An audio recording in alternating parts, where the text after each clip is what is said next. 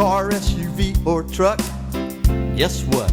Hello and welcome to the Frontier Motor Show. This is Ivan Struckle, owner of Frontier Motors, and we've been bringing you the show going on 25 years now. It's a half an hour show talking about what's going on in the car industry, a little bit what's going on nationwide, also in Pensacola, and also a little bit about Frontier Motors so that perhaps when you are in the market for a car, you remember that there is a used car dealership at Frontier Motors that's here to help you not just grab your wallet and sell you a car, but actually give you free advice to make sure that when you're buying a car, whether it be from Frontier or perhaps your neighbor, maybe somebody at work, or maybe another car dealership, that you're going to get a square deal and a good trade-in value. That's where we come in.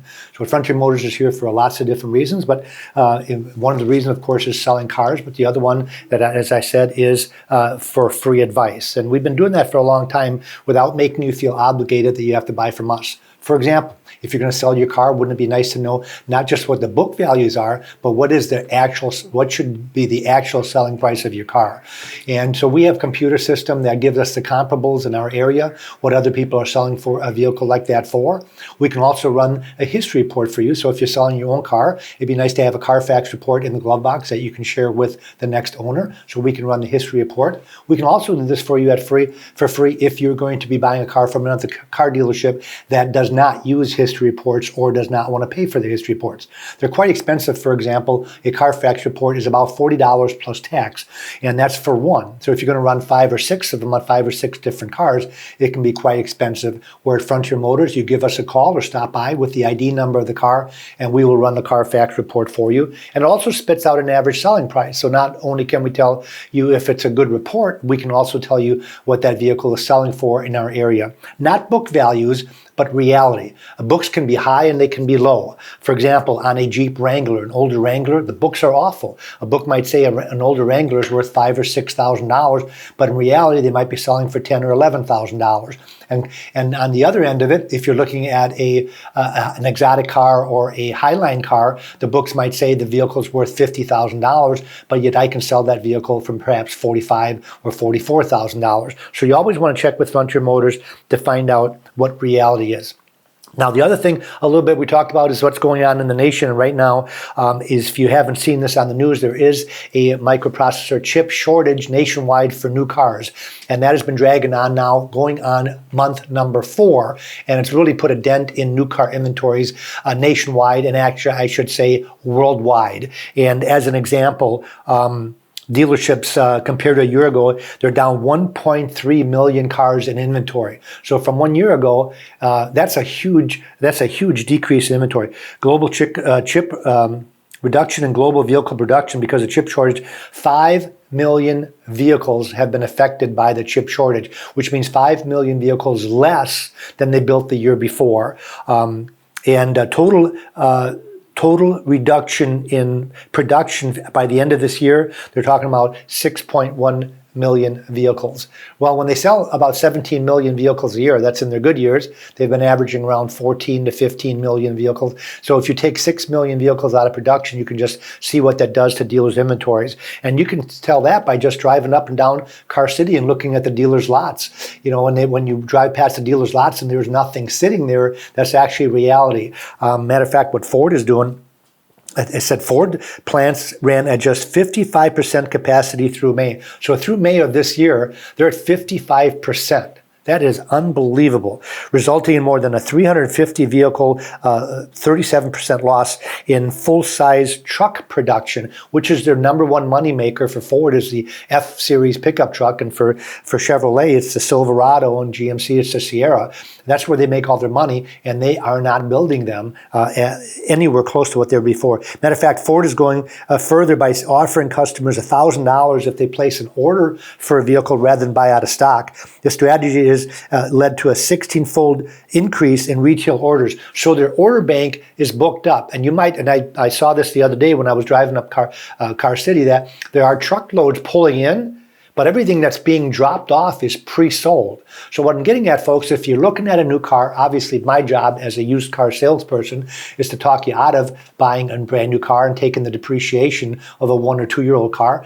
But there are some people that, 17 million of them the year before, that have said, I'm going to buy brand new. And no matter what we said to talk them out of it, they said, no, I'm going to buy a brand new car. And you get shocked when you go to the dealer's lots and you don't see anything there for sale, or what is for sale. Perhaps they might have 20 or 30 cars sitting there instead of 130 or 150 or 200, depending on the dealer. Is a lot of the good stuff has been picked through. So you see vehicles that might be work vehicles, that might be manual transmissions, perhaps none of the safety features, none of the equipment, none of the leather. So you are forced to have to do what we call an order out, which means that you put your name on a waiting list and you order the vehicle. Well, the normal time limit to get a vehicle when you order one from the factory is normally 6 to 8 weeks.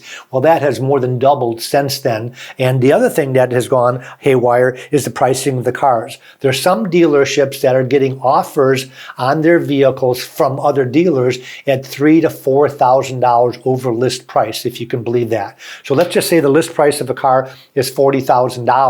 They're getting offers from other dealers for $43,000 and $44,000 for that car. And those other dealers are buying those cars because they don't have anything to sell, and they're marking those cars up even higher.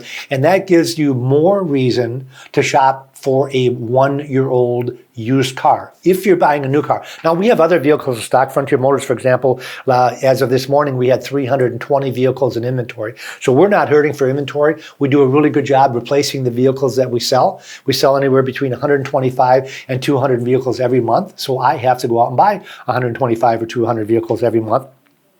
We've been doing a good job replacing the vehicles we've been sold and keeping the price enough of a gap where when you look at new, you'll end up buying a 1 year old car. Let's say you're going to be looking at a 2021 model car. You come to Frontier Motors. By the way, we have 2021 model cars on the lot already. We have a lot of 2020s and a lot of 2019s. These are cars that are under factory warranty, that are like new. They smell like new. The Carfax / history reports are in the glove box of every car that we have. We automatically run the history report, so you know where the car came from, where it's been registered, if it's been in an accident. All those things will show up on the history report, which are in the glove box of all of our cars. And you're going to notice that when we give you an out-the-door figure, which we pride ourselves in doing, a lot of dealerships, if they won't give you an out-the-door figure, and what I mean by out-the-door, folks, is not on the back of a business card, one number. I'm talking about where you know what the selling price of the car is, if there's any discount, what the trade-in value of your car is, if there's any fees they add, they should add all the fees. I don't care what they charge. I don't care how ridiculous the fees are, but they should put them all in there. And don't forget to put the license plate and the title and registration fee on there, because that can be as much on a person that's doesn't have a license plate. It can be as much as $400 to $500 when you register a car brand new in Florida. So that should be on the out-the-door figure. And of course, if you had that out-the-door figure, it's a lot easier to compare. And sometimes the out-the-door figure is not the only thing that's important. A lot of times, if our out-the-door figure, for example, is the same as the next dealer down the road, but we have 10,000 less miles on our car, well, then our car is a better deal. If we have $5,000 more of equipment on our car is a better deal. Or if perhaps everything is the same, but our car is in better condition. In other words, it's not nicked up, scratched up, the tires aren't worn out, you got 2 sets of keys, the books and owner's manuals are in the glove box. Those are all things that would make that transaction to you feel like you're buying a brand spanking new car. And that's what it should be like when you're buying a used car that is like new. Right now, the transaction prices have gone up almost $3,500 to $40,600 on the average for a brand new car. So there's quite a bit of a gap between brand new and used, and that's what I'm comparing it to. And if I could save you $4,000 to $7,000 on a 1 year old car, that out the door price, I think, in my mind, I think it's worth it. The biggest depreciation is in the first year, so we specialize in 1 year old cars and 2 year old cars. We also have a lot of cars that we take in trade that are older. I had a gentleman a couple of months ago come up to me and says, well, I know you don't get any cars that are $7,000 or $8,000 because that's not what we're doing. And that's not true. We don't buy those cars at the auctions because those cars are sold red light, which means as is. Where the newer cars I buy are sold green light, which means they warranty those cars. So I feel confident about buying a car at the auction if it's green light.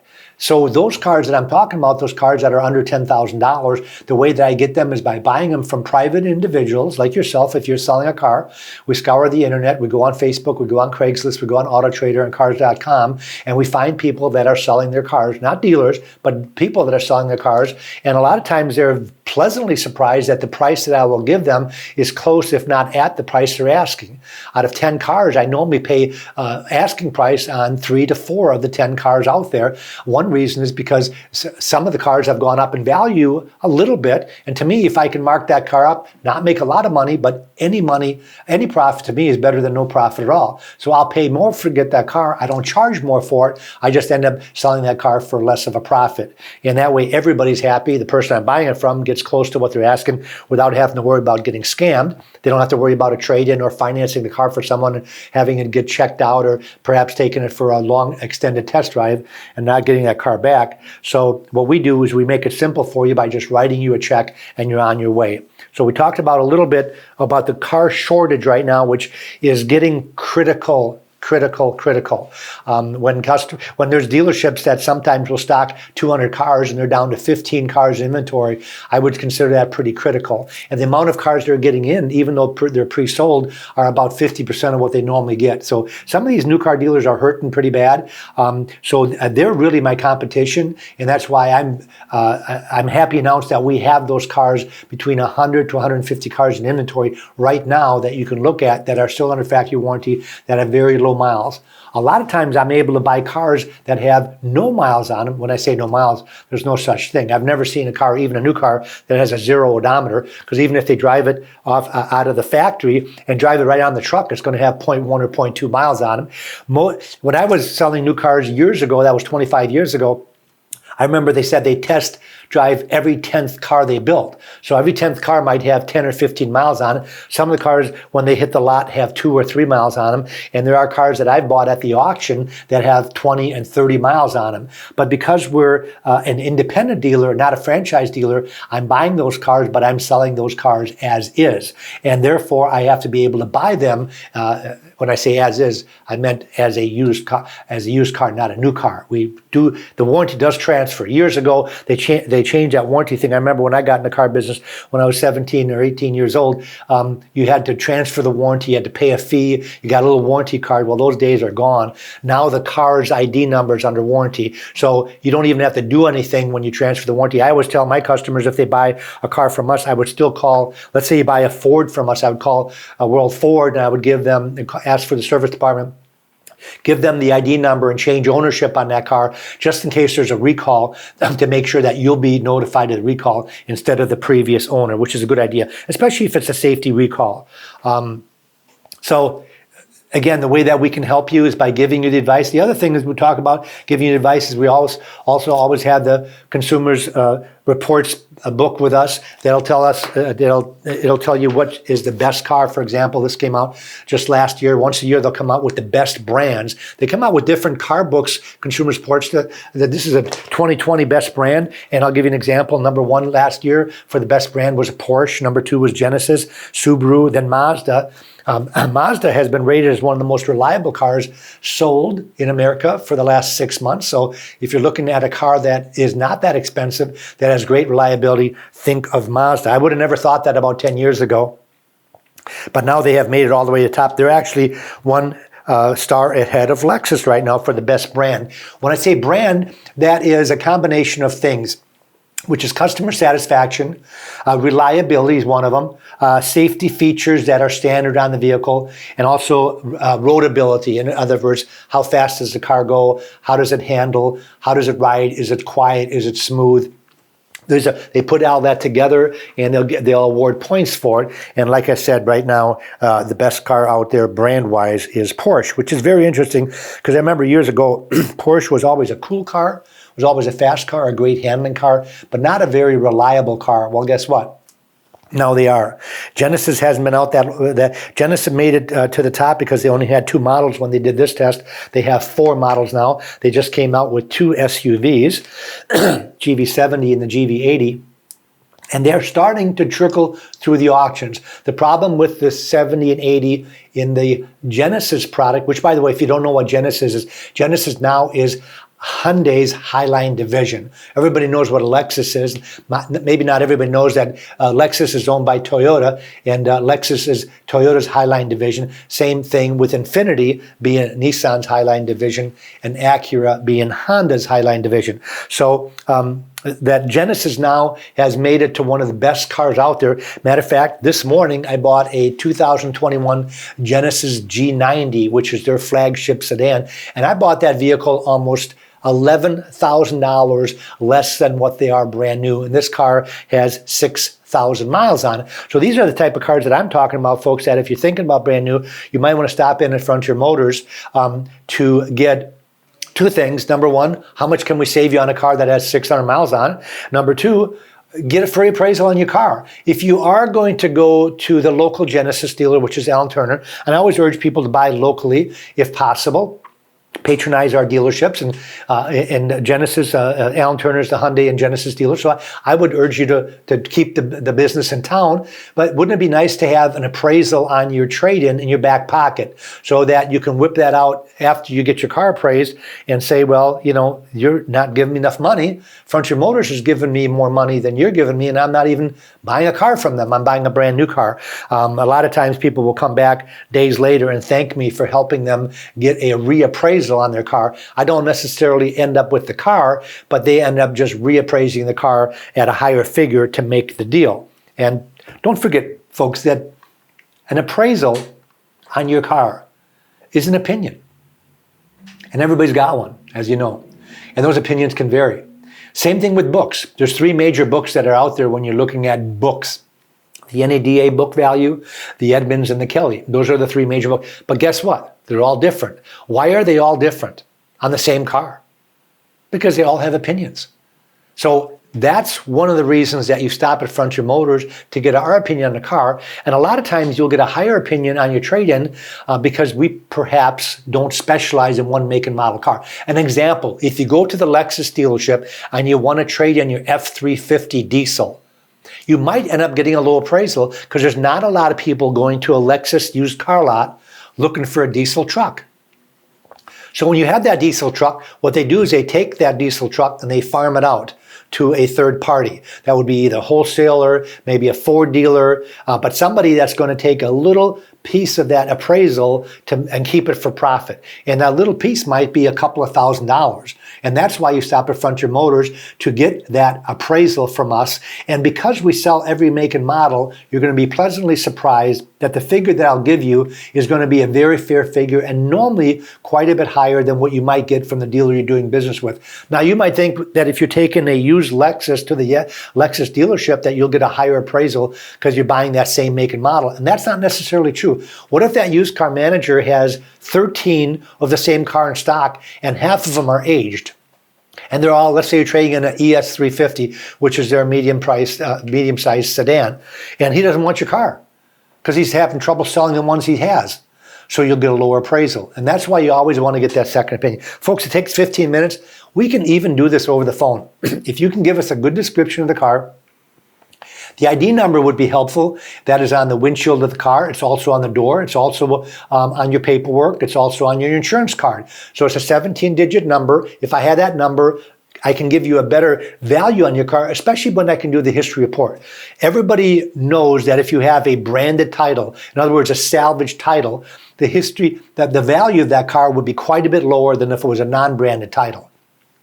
This happened the other day. One of my friends called me. There was a car for sale at a dealership in Gulf Breeze, and he said it was a BMW 430 convertible, which he was interested in. He says, there's one over there for $21,000. Everywhere I'm finding theirs are about $28,000 and $29,000. So I ran the history report. It had a salvage title.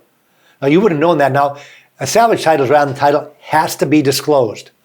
By the way, salvage title would be things other than just the fact that it's maybe been in a major accident and been rebuilt. It could be a lemon law buyback, for example. That's not a salvage title, but it's a branded title. It could be a police cruiser. If you have a police cruiser that you bought at the auction, which I saw one the other day, that would be on the title as a branded title. If there's an odometer problem, let's say the odometer broke on the car, somebody drove that car for 20,000 miles, now the odometer is not correct. That would be a branded title. The values values of those vehicles sometimes are as much as 50% lower than a non-branded vehicle. So obviously having the ID number for me when I appraise your car would be helpful, because I hate to give you the wrong appraisal because I didn't run the history report on the car. Now, a major accident can also determine the value of your car, because just pretend you're buying a 2021 used car and you run the history report and you find out that it's been in a major accident.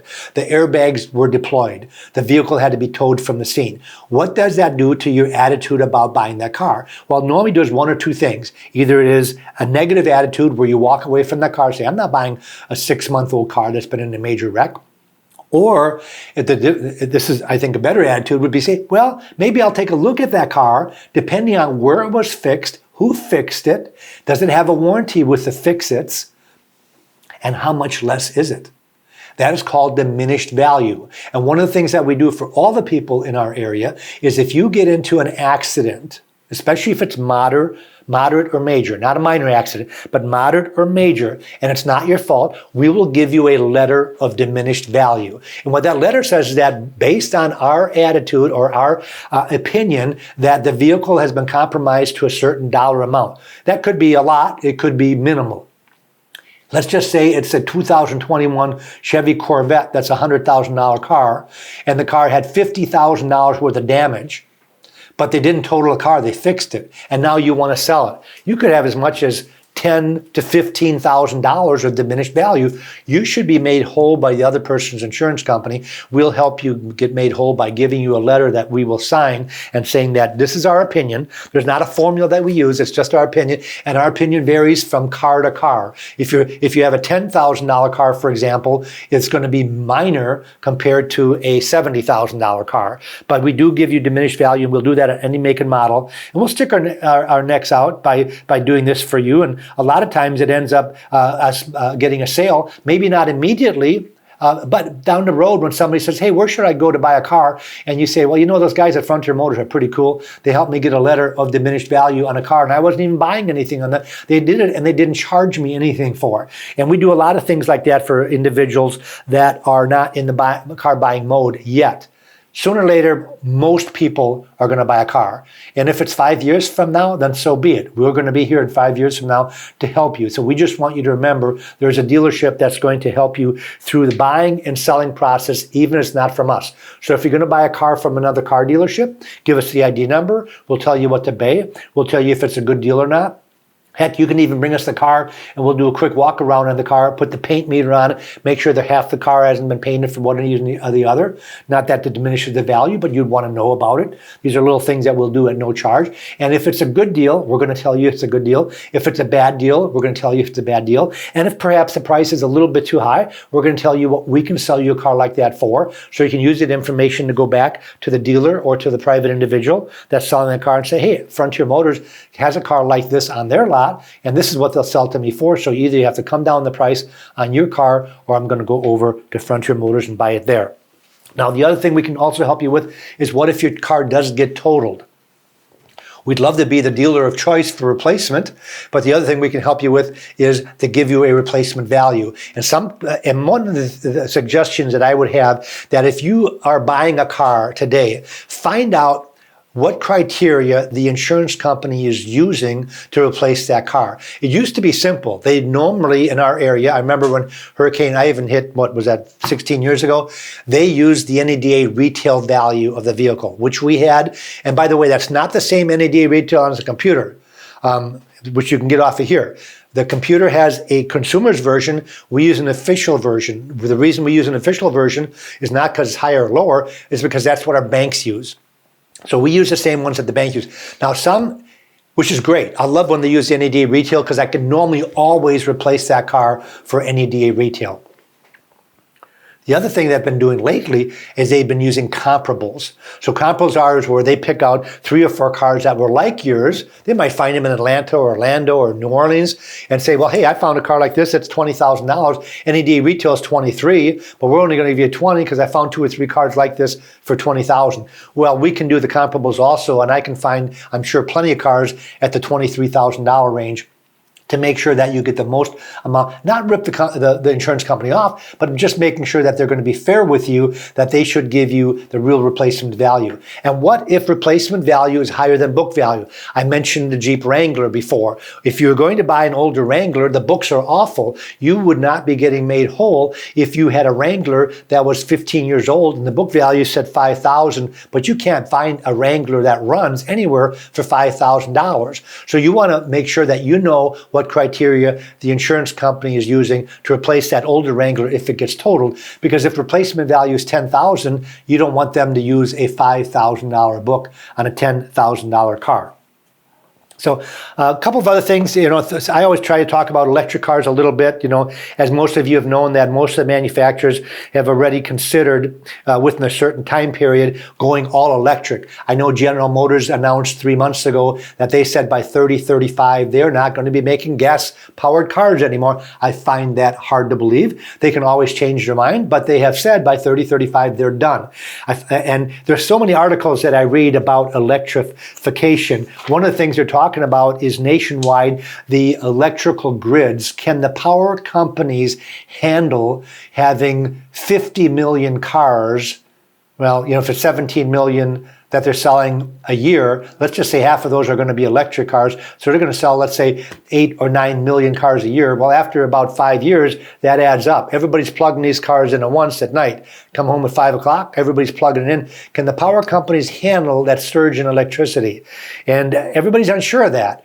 And they talked about when gasoline powered cars, when the Model T came out and they started mass producing Model Ts back in the old days, they didn't have enough gas stations nationwide to go around because it happened so quick that they couldn't keep up. And I've got a feeling that might happen with the electrification grid in years down the road, not to mention that everybody's going to need to make sure that they can get from one place to other and have the ports available to be able to plug in. And hopefully they'll standardize the ports that they're not going to have 10 different manufacturers and have 10 different types of plugs. I know that the government is putting a lot of pressure on the manufacturers to just have one plug. I think right now they have 2 or 3 different ones, and most of the manufacturers, when they build an electric car, will give you the adapters so that when you plug in at a Hilton hotel, for example, that you will have the proper plug to be able to do this. But wouldn't it be easy, just like cell phones, wouldn't it be easy if everybody just had one plug? I wish, and I'm sure that's going to happen, but it hasn't happened yet. Matter of fact, I got one of those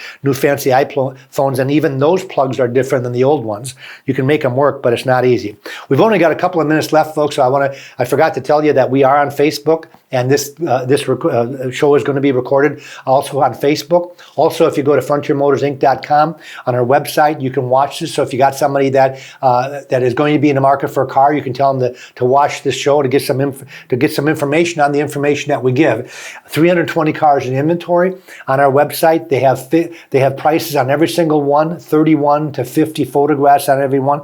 You can get every little shot, and of course you can email us and just do it the old-fashioned way and call us and to get a bottom line price out the door. That's what we specialize in, and that free advice is what we always do. So thanks for listening, and thanks for watching. Have a great day. I'll be the same. SUV or truck, guess what? You're in luck. Frontier Motors is down the street.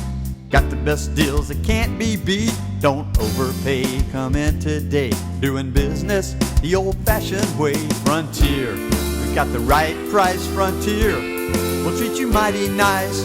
Frontier Motors, low overhead.